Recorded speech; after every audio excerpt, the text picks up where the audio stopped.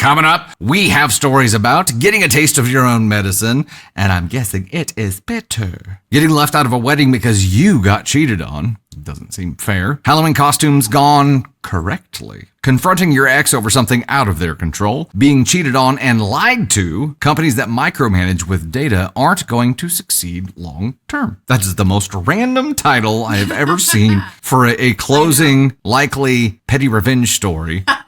Hey, it's Dusty Thunder, and yeah, normally you would have music, like a little ditty playing during this little segment here in between stories, but due to unforeseen circumstances where some platforms haven't liked the music that we've put on there, even though we have it licensed, we're not putting music in there just to be safe. You get me instead. So throughout this compilation, I may be doing random things between these stories, so just watch out. The elite got a taste of their own medicine. Back in 2018, I married my now ex-husband. He came from money and grew up in the upper class. He never lacked anything. I'm the complete opposite. Grew up extremely poor and learned very early on that you have to work hard and have your own back. We met at his uncle's restaurant where I was a server. He came in one day to eat. I was his server, he asked for my number, and we hit it off. Or so I thought. After we got married, his true colors were quick to follow. A complete narcissist, actually diagnosed.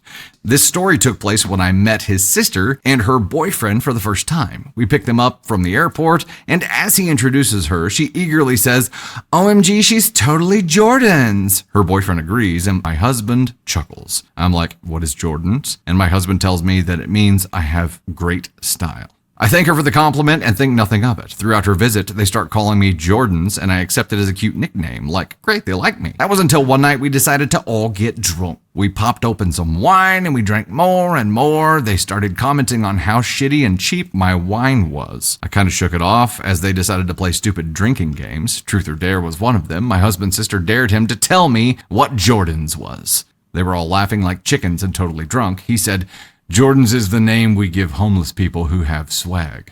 Well, he was just okay with them calling you this whole time? I'm completely dumbfounded as they all burst into more laughter. I was not as drunk as everyone else and just sat there trying not to cry. Fast forward to the next day, I asked my hungover husband what the was their problem. He had completely removed that fact that he had told me. He started saying, "It's just a joke, don't take it seriously." I didn't let it go and kept pressing the matter. He finally told me, "I may have told them about your upbringing and how you're not like us, just to prepare them." For what? To make fun of you? To meet a human? I was in complete shock to prepare them. For me, I could not believe what I was hearing. I spent the next few days to myself, making excuses, staying busy. My husband had bought an expensive bottle of tequila that we were supposed to drink the night before they left. The day before the last, they went on a hike, which I excused myself from. Time for a little payback, motherfuckers.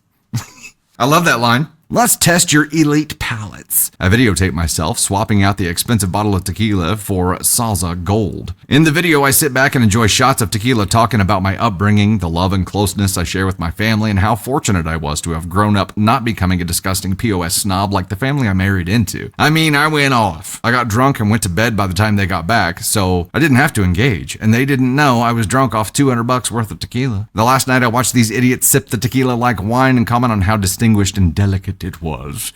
They mentioned how they could taste the quality. I'm sitting there enjoying every word that came out of their mouths. I then get up, connect my phone to the TV and say, "I'll put something together for you guys to watch to say thank you for your visit." I hit play and watch as they start to understand what just happened and what they were drinking. Satisfied, I started gathering shot glasses off the table while the echo of total silence hit the walls. They said nothing to me. I went to bed only to have my husband wake me up in outrage, telling me his sister was crying because I humiliated them. I just say, "Yeah, sucks, doesn't it?" They left the next day and never spoke to me again. Even when we visited their parents, they all live in Europe, she refused to come see us. Safe to say, I'm happily divorced. The last line is so satisfying. I hope you're not just a divorce, but I hope you got married without a prenup. I hope you got divorced and got compensated for having to deal with these elite douche canoes for the amount of time that you had to deal with them. Right. Because that's garbage. Also, what is it with people getting married and then being like, "Here's the real me"? Right. Well, because they feel comfortable. You're legally bound at that point. Well, why wouldn't you feel comfortable before getting married? I hope I never meet people like this. Because if I'm going to drink wine, I'll enjoy my cheap wine. That's totally fine. It's been a long time since we've had any kind of wine. Nobody cares. Like, at the end of the day, like, We're all human beings. It doesn't really give, like, no one gives a flying f- No. And to act like this and treat other people like this, you deserve all the shitty karma that's going to come your way, starting with the apparently fine but shitty tequila. Hey there, it's Dusty Thunder again. Yeah, we're in between stories, wouldn't you know it? And yeah, no normal music this time until we get the whole licensing Spotify thing figured out. But in the meantime, you got me.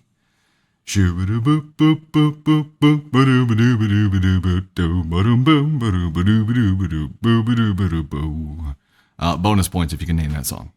Am I the astronaut for not going to my best friend's wedding after he stripped me of being his best man and leaving me entirely out of his wedding? I, 25 male, have been best friends with Henry, 25 male, my entire life. Literally back as babies in daycare. We were best friends. Our moms always said we've always been inseparable, and yeah, we were even roommates from 18 to 22. 4 years ago, we both started dating a pair of best friends. A stupid idea with foresight, I know. But at the time, we thought it was cool, and honestly, we didn't see them lasting as long as they did. They got married while my girlfriend cheated on me a few months back. They got married last month. I was supposed to be my friend's best man while my now ex was the maid of honor, but after I found out she was cheating, we had a nasty fight and a nastier breakup. My friend's wife obviously took my ex's side and demanded I be dropped as the best man and entirely out of the wedding. Henry, who never was the confrontational guy, obliged and told me he didn't want drama in his wedding and had another one of our friends as his best man. I wasn't even one of the groomsmen. I was hurt. I told him that we've been best friends since we were in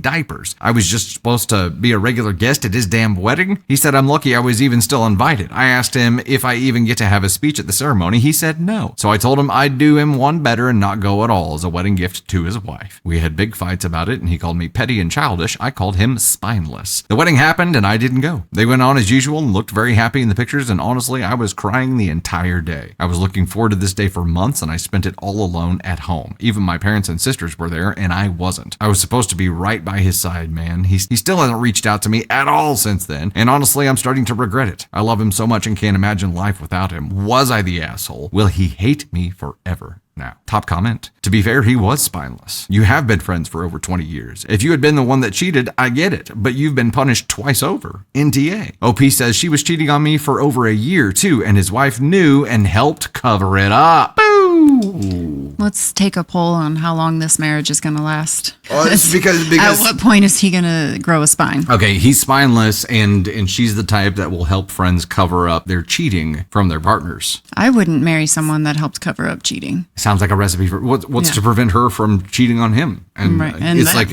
and the friend helping cover it up. scratch your back, you scratch mine. So when Scratch your cheating back, you scratch mine. when she's out with the friend, like, are you going to believe her because you know the friend is lying, like, or is capable of lying? Like, to me, it's just it's a stain.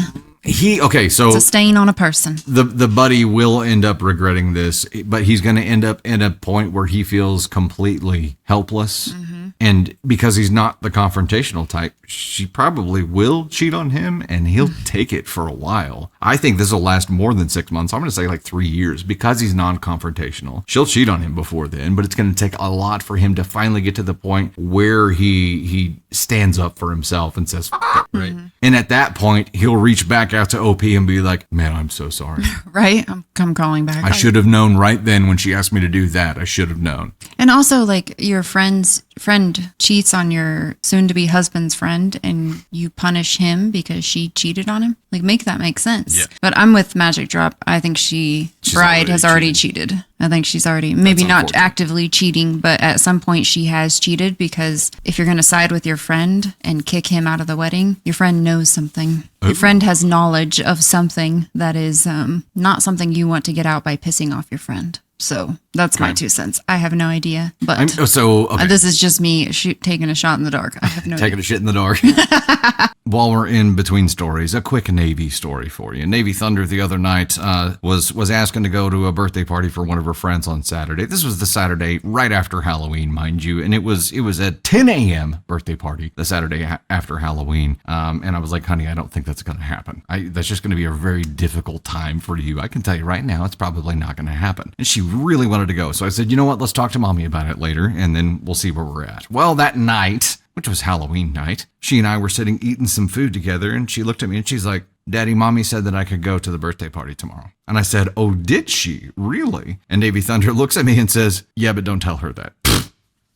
Am I the astronaut for doing a group Halloween costume with my stepdaughters that their mother doesn't approve of? I am 35 female, the stepmother of 2 lovely 10-year-old twin girls who I adore. I've been married to their father, 38 male, for 5 years, and we dated for 2 years before that. I consider myself very close to them, and we always have fun whenever they stay with me and their father. They recently asked what kinds of movies I watched when I was their age, so it led to me digging out some old classics, most notably Parent Trap. Of all the older movies I showed them, this one was their favorite. I think they got a kick out of seeing a movie about twins. They even delighted in the fact that, in their opinion, I look like Meredith Blake. It's the hair, I think. No way I am as gorgeous as Elaine Hendricks. It has become an inside joke of us, with me often putting on her voice and acting the part while they fall into hysterical giggles. My husband has even gotten into it and playing the clueless Nick when we get into this playful spirit. These girls are staying with us for Halloween. They alternate who has them on holidays, and whoever has them for Halloween is in charge of the costume. The girls asked if I would do a group costume with them. I was touched and told them of course, and asked what they wanted to do. I should have seen it coming. They wanted to do the Parent Trap, with them as the girls and me as Meredith. I found it harmless and agreed. My husband found it funny and said he'd even dress as Nick then. I got a call from their mother Monday telling me she had heard of the costume and she didn't approve and that she felt it wasn't appropriate. At first was touched and assumed she worried about their stepmother being portrayed as a wicked gold digger, and told her it was fine, and just an inside joke that had occurred sparked this. This wasn't the issue. She didn't think it was appropriate for me to do a group costume with her daughters at all, and that it was clearly lazy and I was forcing it, as why else would her daughters want to do a costume from an old movie? I got rather upset here, but I tried to stay calm on the phone, and I told her she might not approve, but it was harmless, and I'd been in the girl's life for 7 years at this point. My husband, who was in the room during the call, could see I was getting upset, so he took the phone off of me and began to get into it with his ex-wife, telling her that she could have all the issues she wanted, but it was an entirely proper costume for their age, and it had been the girls who suggested it, reminding her it was up to him what they dressed as this year, and he had approved of it. I got him to calm down as he was getting upset, and the call ended rather tersely. I just feel awful about this whole thing, and I wonder if I should just bow out of matching the girls in costume if it will prevent further problems. I just know this will be a bigger thing down the line. There is an update. Before I get into that, let's talk about this for a second. My question for OP right now is, right now you were doing this to make the girls happy. Are you seriously considering not doing this to make their mom happy? Because it's what they want, and it truly is. Like, if the context of the movie isn't what she has a problem with, she has a problem with you doing a group costume with them, period?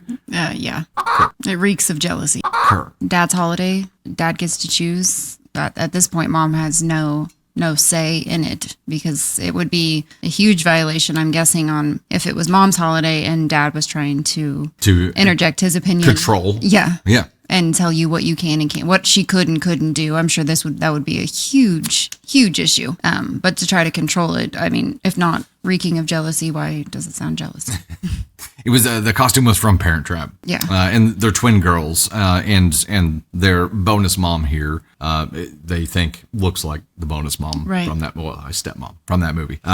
So they play along, and it's not, she just doesn't want them to do a group costume at all, because apparently she's never done that and is going to get butthurt if someone else does that first. Finds it inappropriate because it's not her. And I think I would love to have a bonus parent, we'll just say for Ava, that she felt this comfortable with, that she wanted to have, because the more people that love my child like their own, the better. You grow the village. I would never have a problem with that. I mean, and I know that people can overstep in that role for sure, but I would never have a problem with someone loving my child. Here is the update. Well, Halloween is officially over, and I thought I'd give an update before I forgot. Firstly, I've seen a lot of people wondering if I was the reason my husband and his ex split up, and I'd like to clear the air right now. No, they split up when the girls were 2. I came into the picture a year later. Things came to a bit of a head on one of the girls' visits before Halloween. I pulled their mother aside to talk about Halloween. I told her that I understood she might have mixed feelings about this, but the girls wanted it, and I didn't want to let them down. Besides, it was their father's holiday, and he was in charge of the costume as per their agreement for whoever had them on Halloween. I asked her if there was anything I could do to make this more tolerable for her, as this wasn't doing the girls any favors. She ended up telling me that no, there was nothing I could do, as she didn't approve of it at all, and it wasn't appropriate for me to do a group costume with them, as I'm only their stepmother. Even if I've been in their life for 7 years at this point. She then suggested I only wanted to do this in the first place because I'm using her daughters as a filler, as I've been unable to have my own children. Wow.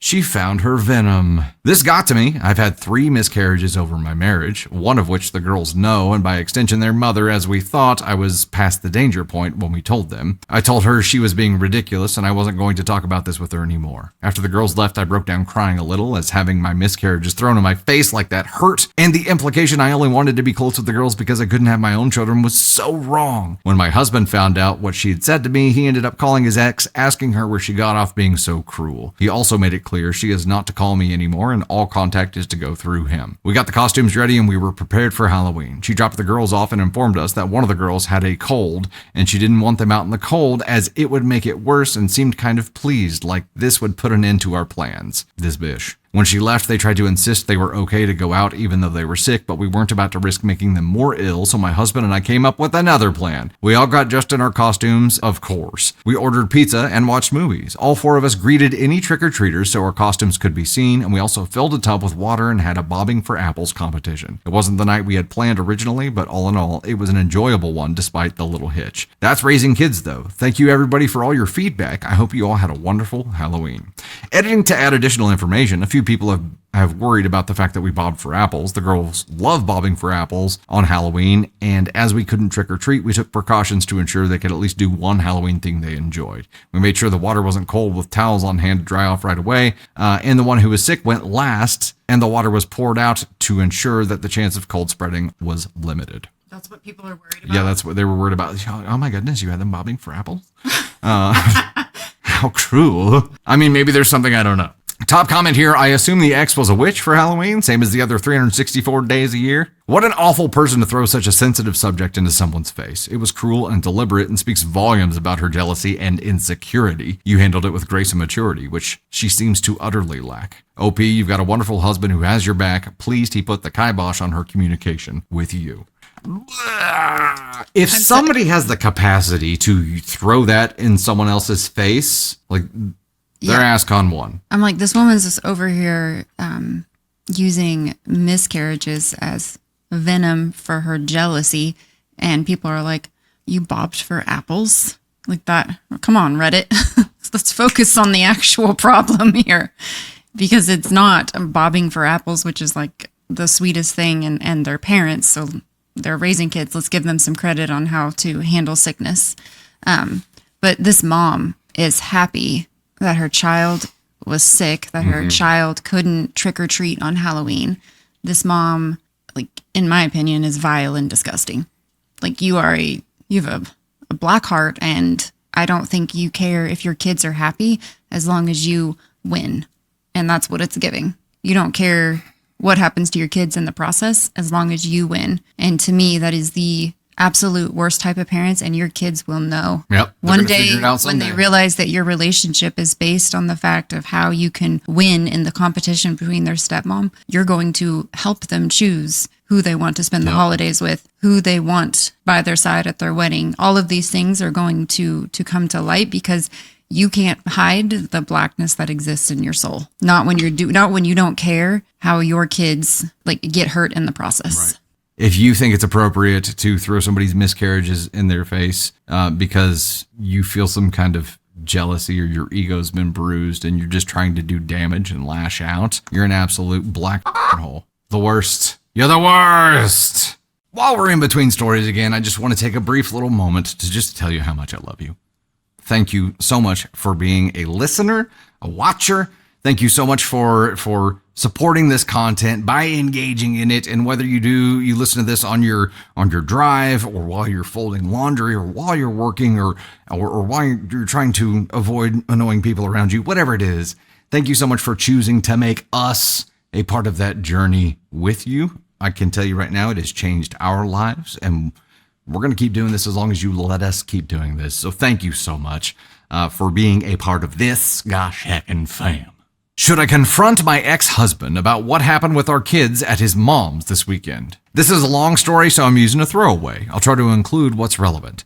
I, 44 female, was married to my ex-husband, John, 47 male. He's now married to Brittany, 36 female. I'm currently married to my husband, Kyle, 37 male. About 10 years ago, John and I divorced after I found out he was cheating on me with Brittany, who is now his wife. The divorce was messy. Right after we separated, Brittany made it very hard for John to stay involved with our kids. She's one of those. For example, when our oldest son Henry was about 11, he got appendicitis while on a school trip. I immediately called John to tell him what was going on, but Brittany answered his phone and told me I was a sad old woman who was trying to trick John into coming back to me. I hung up and drove 4 hours to Philadelphia to be with our son in the hospital alone. The next day, John called and told me I had disrespected his boundaries by calling during his private getaway.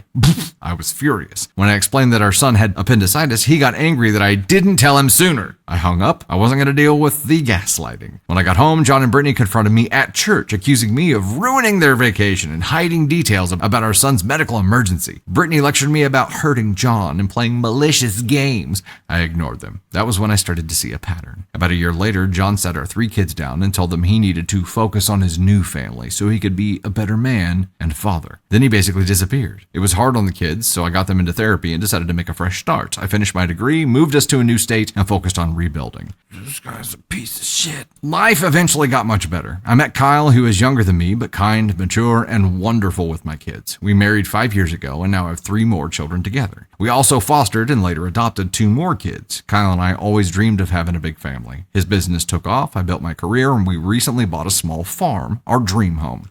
For the last 5 years, life has been genuinely good. Of course, no marriage is perfect, but we're happy. Then about a month ago, Kyle was hosting a business party, and guess who was catering it? John. I was completely blindsided. We hadn't spoken in years. He only sends the occasional birthday or holiday card. He looked just as shocked to see me. A week later, John's mother, my kid's grandmother, called out of the blue. She said she missed the kids and wanted to see them. I thought maybe seeing John again had reminded her of us, and I've always wanted my kids to have a connection with their dad's side, so I agreed to let them visit for the weekend. What? It's been how long? But by Saturday, halfway through the visit, my oldest called me and said, "Mom, can you come get us now?" He sounded serious, and he's not one to overreact. I drove over immediately. All 3 kids were visibly upset. They didn't want to talk about what happened yet, and I'm respecting that, but I'm deeply concerned. Now I'm torn. Should I confront John and his mother to find out what happened, or wait until my kids are ready to tell me themselves? What? Yeah, that's it. I should have checked for an update before the... And no, I wouldn't confront my ex-husband. I would confront my mother-in-law, though. And she said the mother-in-law didn't speak to her when she came to pick up the kids. He's been out of their lives for like 9 years. That's what I'm gathering from the story. Right. It's been about 9 years where he's just been poof, gone. I would be confronting the mother-in-law. I would have confronted the mother-in-law as soon as my kids were in the car. But how do you expect her to give you a truthful answer? I don't know. And I would imagine that she was shit-talking their mom, and maybe that's why they don't want to tell her, because it would hurt. Maybe, but also, like, they haven't seen or been around these people in, like, 9 years? Right. Why are you letting them stay a weekend over there? It would be like, yeah, if you want to see them, you can come to our house. Yeah. While I'm here. Yeah. And to supervise it and make sure that they're comfortable, because their comfort and their safety should be a thing, right? Right. Maybe even talking to the kids ahead of time and being like, is this something you guys want to do? But hell no, just sending them over to somebody who, yeah, I understand it's their grandma technically, but they don't know her. They don't know her. Was it 9 years? Yeah. I don't know what the mother-in-law did at that point. OP said she stayed like at a bed and breakfast there, like while the kids were visiting with their mother-in-law. I don't know. Yeah. I have so many questions. OP, if you do see this, yeah, please let us know like what the current status here is. And yeah, I mean, hopefully the kids will tell you what actually happened. You could ask mother-in-law. I wouldn't believe whatever answer she gives you. And she said the kids have a therapist, OP did. So maybe take them to see a therapist, something like that, so that they can talk about it or figure it out. I'm not sure, but yeah, man, it's just sending my kids over to somebody who they haven't seen in such a long time to spend a weekend would make me very, very uncomfortable. Just the thought of it. Hey, while you're listening, Just a reminder, we do live streams every Sunday at 9 p.m. Central and Wednesday at 3 p.m. Central. Slight variations if the Chiefs are playing Sunday nights. Sometimes things happen. But for the most part, Sundays at 9 p.m., Wednesdays at 3 p.m., we'd love for you to come hang out if you're free. My 27 female boyfriend, 29 male of 7 years, cheated on me. I'm going to disappear from his life. Is there anything I'm missing? I, 27 female, just found out that my boyfriend, 29 male of 7 years, cheated on me. My boyfriend went to his home state to see his family for the weekend. He's been going quite often this year, about once a month, saying it's because his grandparents are old and miss him. Thought nothing of it until this morning. I got a screenshot from a mutual friend of ours of my boyfriend's location on Snapchat. He was at his parents' house, but a girl's Bitmoji was there as well. It wasn't his sister or mom, and his parents, who weirdly also have Snapchat, weren't home either. He didn't tell me he was going to be with anyone else today. I tried to call him, but he didn't pick up. I looked on Snapchat and his location was turned off. The mutual friend says my boyfriend has told everyone at home we broke up 4 months ago. He said my boyfriend was making him stay quiet about it because he was trying to find the right time to tell me. As far as his parents know, he's moving home once our lease is up. The reason our mutual friend told me was because he walked in on my boyfriend and the girl hooking up with each other this morning. I texted an old friend who lives in my hometown and she immediately asked why my boyfriend was on Tinder. We caught up and she sent me proof, his photos on Tinder and his bio. It hurt to see that the photos I took of him were used. He had even covered my face in a photo we took together and said, "This could be you." Oh, this guy sounds like just a prize. It sounds like a blue ribbon hog right there. I had no idea his family thought we were broken up and that he was looking for other people to date. We even went to Italy a month ago to celebrate our 7-year anniversary. I'm so confused and I don't know what to do. I look around and everything in our apartment seems like a lie. The soon-to-be ex texted me just now and he's on his flight back. He'll be back in about 5 hours. Obviously, he can find his own way to the apartment from the airport. I'm shocked and numb, but my best friend is helping me pack all my clothes. I'm leaving, and I'm not leaving a trace of myself behind. Our dog is coming with me, and I'll be staying at my best friend's place for now. My soon-to-be ex and I already have separate bank accounts, and our joint account does not have much in it right now. I make more than he does, so he can keep it. I can't go to the leasing office because it's closed on Sundays, but I sent an email asking for early termination on the lease. We're registered as domestic partners, so I've completed the termination form and will drive up to LA County office tomorrow. He is on my health insurance, and I've sent the email to HR to kick him off ASAP. That's why he was waiting. It was the insurance. We have several large photo albums together, and I'm not sure what to do with those. Keeping them would be too difficult, but I don't want him to have the satisfaction of having our photos. It's clear he uses our memories in a horrible way. Is there anything I'm missing? I can't seem to think of anything, and all my thoughts seem so jumbled. Nothing makes sense, but I know I can't stay. Any help to ghost a person this close to my heart would be appreciated. There is an update. Before we get into it, let's chat. My thought was set them on fire, yeah. Wonder Woman, yeah, with the photo albums. I mean, I can't imagine that you would want to hang on to those now, OP. This is what I would do. I would close the door so hard and it would be like I never existed. Which is what she's trying to do. Just ghost. Yep, I'm with you, OP. Like stone cold. Because like someone who's going to cheat on you with someone at their parents' house, like you don't want that family, you don't want that person, like you don't want any part of that. I hope it was a race car bed. Get the out. He said he was only staying until the lease was up. And once the lease is up, as far as his parents know, he's moving right back home. Is this like... It was the insurance, though. That's got to be the only reason he was staying. And because it sounded like she took care of everything. Yeah. Short of wiping his ass. Hope he was funding his life, Irene. Yeah. Update. Thank you, everyone, for all the solid advice. I'm compiling everything I did in this first section, so if others need a way to cut contact with the person, they can reference this. As mentioned in the comments, hold on. OP got the strategy together and then saved it as a template for other people who find themselves in the same situation. That's my girl. What a great like business process approach to this too. It's like we're going to solve this problem once and then we're going to make it a repeatable process. All right. Share the wealth. 1, I logged myself out of our Apple TV and Xbox. I love that this was the first thing right? we did. 2, I canceled the Wi-Fi that I paid for and returned the modem to the carrier. 3, I took my payment information for utilities off our account. 4, I packed up all my sauces, spices, and cooking oils and took note to only leave dried rosemary behind. He hates that shit. 5, I printed out and framed the screenshot of his Tinder profile and left it on the kitchen table. I closed a piece of dog poop into the frame as well. I'll keep the photo albums. He can have this. 6, I took a video of the entire apartment after packing up all my things. I left my keys in the mailbox to the leasing office and emailed the leasing office of my departure with the videos of what the apartment looked like prior to locking up. Smart. 7. I updated my address for the USPS vet, hospital, school, work, and my dog's chip. 8. I talked with HR, and I am in the process of getting him off of my health insurance, changing the benefactor of my life insurance to my parents. If only I could name my dog. And emergency contact. 9. I'm going to the bank to take myself off the joint bank account. Fortunately, I'm not worried about my credit as all of our finances have stayed separate, but I'm grateful to those who told me to freeze my credit. 10. I logged out of all devices for all streaming services, social media, and my work, personal, and school email. 11. I blocked him on all social media, chat rooms, and his phone number. 12. I made doctor's appointments to get STD tested. Oh no, didn't think about that. 13. I'm on my way to an appointment with the county office to terminate our domestic partnership. It's been an incredibly busy 18 hours, but I've had a lot of help from my friends.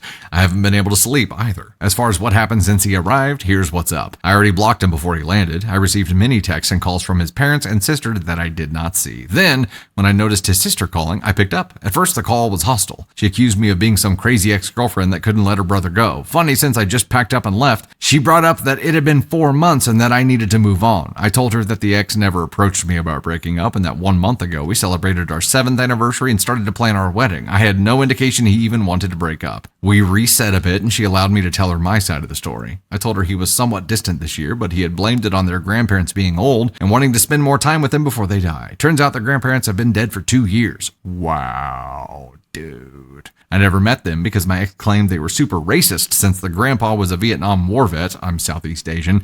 Turns out you can't be a racist when you're dead. We ended the call on a positive note, with his sister saying that it was a lot to take in. She said she felt bad as the girl he was cheating on me with was one of her friends. She had introduced them to each other sometime last year when my ex was apparently unhappy with our relationship. They hit it off and he was supposed to break it off with me. I guess he never had the balls to do so. She was also confused as to why he was on Tinder as he was in a relationship with her friend. I sent her all the Tinder receipts after hanging up.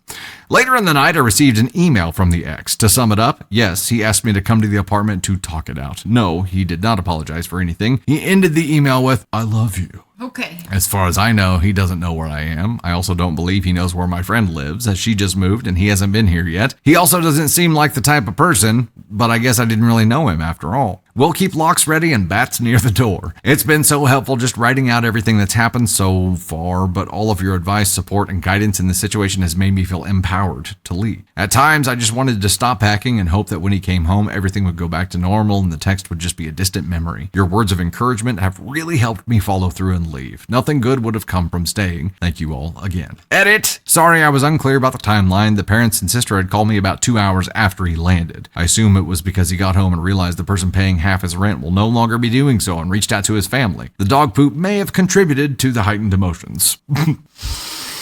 The dog poop was a perfect touch. Inside a picture frame. I love you. That's actually perfect. Like everything... Sorry. Everything that she did is just amazing. It's like top tier. Ghosting someone, like start teaching classes. And I hope that when OP comes back from this and is more healed, that she goes on TikTok and makes a channel about how to ghost people in a relationship. Yes. Because this is when ghosting is deserved. If you haven't yet, be sure to check out dusty-thunder.com where you will find the latest swag plus any kind of new program that we have going on. We always have Mission Protect the Cake rolling, which we provide area organizations that help people with disabilities or people in less fortunate situations. Make sure they always have a birthday cake. So that's there. Newest swag is there. Lots of info there. Go check it out if you have not already.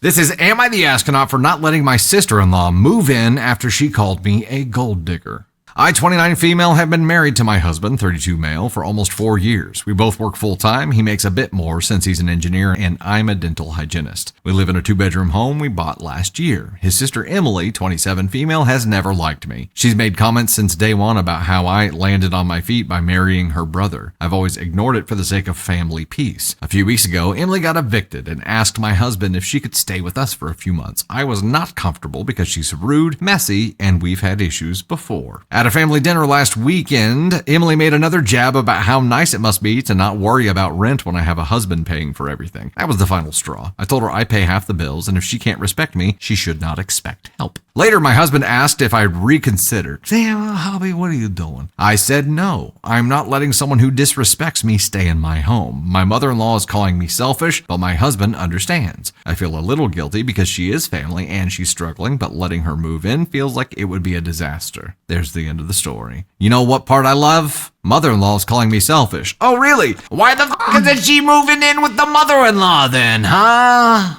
Again, her opinion doesn't matter because she doesn't want to have to deal with her. That's why she's calling me selfish. It's charged. She's like, yeah, oh, you're terrible. You're terrible because now I'm going to have to deal with this. I red flag hubby for asking you to reconsider, OP. For not immediately being like, shutting this shit down with his sister a long time ago. And then when she did pipe up and ask for help, for him not being like, oh, you're funny. I'm sorry. Wait, you've treated my wife like shit for a long time. And now you want her to open up the home and let her stay here? No. And OP, I would urge you to have that conversation with him and be like, hey, where the f are you? Mother-in-law has already dealt with her once and raised her. And doesn't want her back. And doesn't want her back, clearly. You know what? She's yours. So, and also a surefire way to get help from someone is to call them a gold digger and insinuate that they're only marrying someone for money. Yep. That's a surefire way to like really get your head in their house and on a pillow. Which. Like, I think that should work out for anyone, right? No, totally. Seems super smart. Which kind of gives you an insight into how she views herself, though, also, right? She doesn't think she can be independent. She doesn't think she can make it on her own in the only way that she can imagine a woman. It's projection. Yes, it was 100% projection because that's how she values herself. She can't imagine that someone could be self-sufficient. She can't imagine that someone could be paying 50% of the bills. She can't imagine it. She can't fathom it. Hey there, it's Dusty Thunder again. Yeah, we're in between stories, wouldn't you know it? And yeah, no normal music this time until we get the whole licensing Spotify thing figured out. But in the meantime, you got me.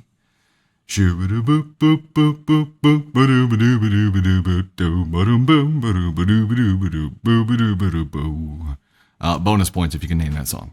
Punishing me for underperforming for 1 day and 2 years? No problem. Hello everyone, I will try to be concise. Background. I work at a company where I handle mid to high level complaints to managers, PR, and legal. My daily requirement is 40 cases handled per day. There are some of my team colleagues that struggle with this, but I don't, and I don't feel lazy to stop at 40. So I have handled 50 to 55 basically every day for the past 2 years. There is no bonus or even recognition for this. I just did it because I felt a friendly obligation to the company. Complaints can be a 5-minute resolution or a 2-hour Zoom call with our New York lawyers. It's a gamble, really. The event. Recently, I had a day where I felt a bit sick and at the same time had bad luck of getting only very hard cases that required more time, so I had 39 cases, one under the requirement. I thought nothing of it as my weekly average was way off the charts, 50 plus as usual. The very next day, I felt better and went back to my usual high numbers. Come Monday, I had a emergency one-on-one with my manager where I was informed that I had to attend a 3-day workshop/seminar on how to best meet requirements because I underperformed last week. My jaw dropped and I asked, don't they count the weekly, monthly, yearly numbers? To which I was told that the daily requirement is 40 and this is standard practice, nothing we can do. Basically, it was a workshop for underperformers who had 20 to 30 out of 40 cases daily. It was nothing hard, but I didn't need to drive there for 3 days after work and listen to HR guys giving bad advice as they never actually handled the cases in real life, and I had to talk about what I will do to improve my numbers and reach the 40, as the nonsense HR talk calls it. This made me lose hours and hours of my free time, and I was livid. After it was over, I had a long think, and I decided that I will do exactly that. I will reach the 40, and that's it.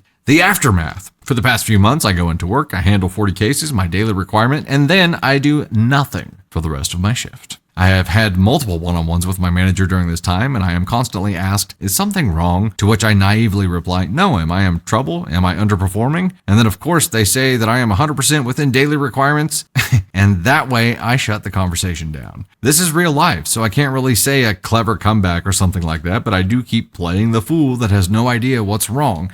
But I find satisfaction in knowing that they got used to my overachieving and are now suffering for the lack of it. Before Easter, they put up an internal ad for promoting another 2 managers. So my guess is that is the number of people they will now need to pay extra just because they lost me as an overachiever. And they lost me for no reason other than their own stupidity. Thank you all. Hope I did not bore you. Top comment, they gave you a class on how to reach the 40. You are applying what you were taught. Also, an example of bad metrics ill-used. Businesses pretending that they are data-driven usually just means they are too lazy to apply common sense. Instead, they micromanage employees with almost arbitrarily chosen metrics without thought. They deserve malicious compliance and the resulting loss of market share.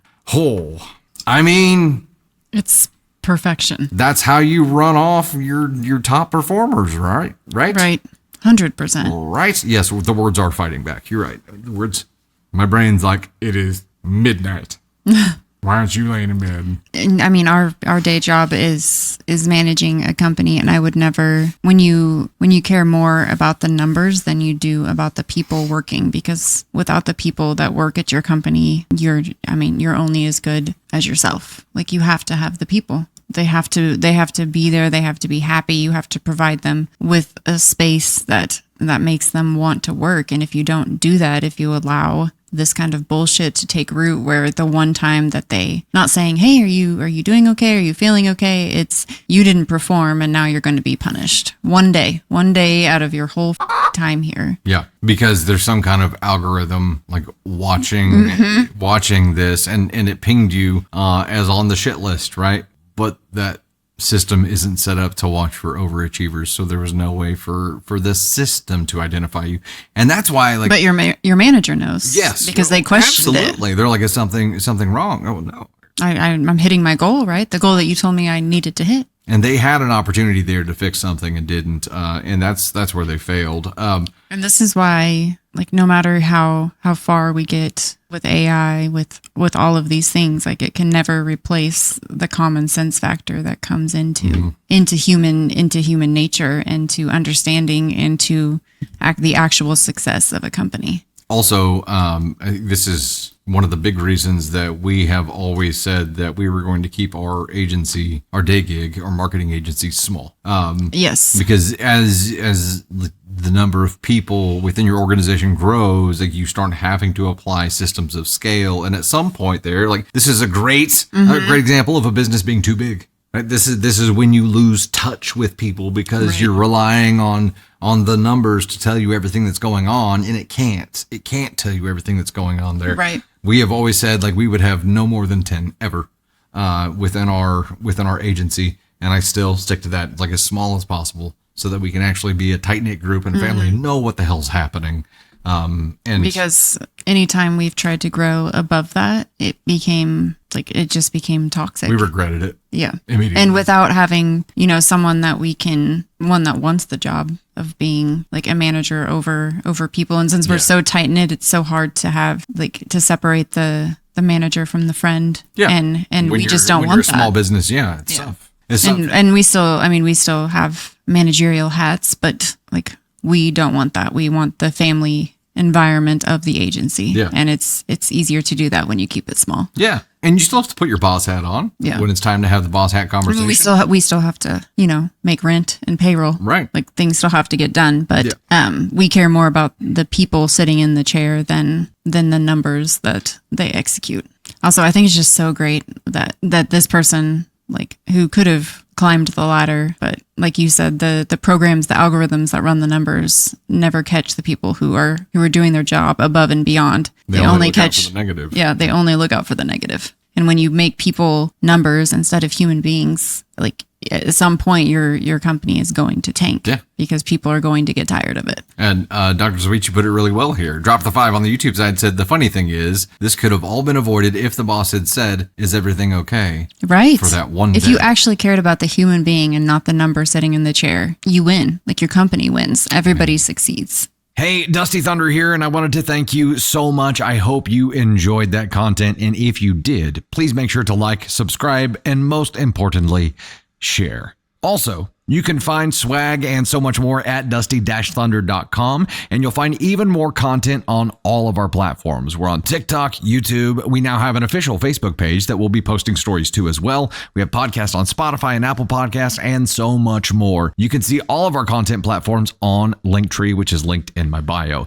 Engage with us wherever you're enjoying content and do your best to avoid the Askonauts today. Thanks again.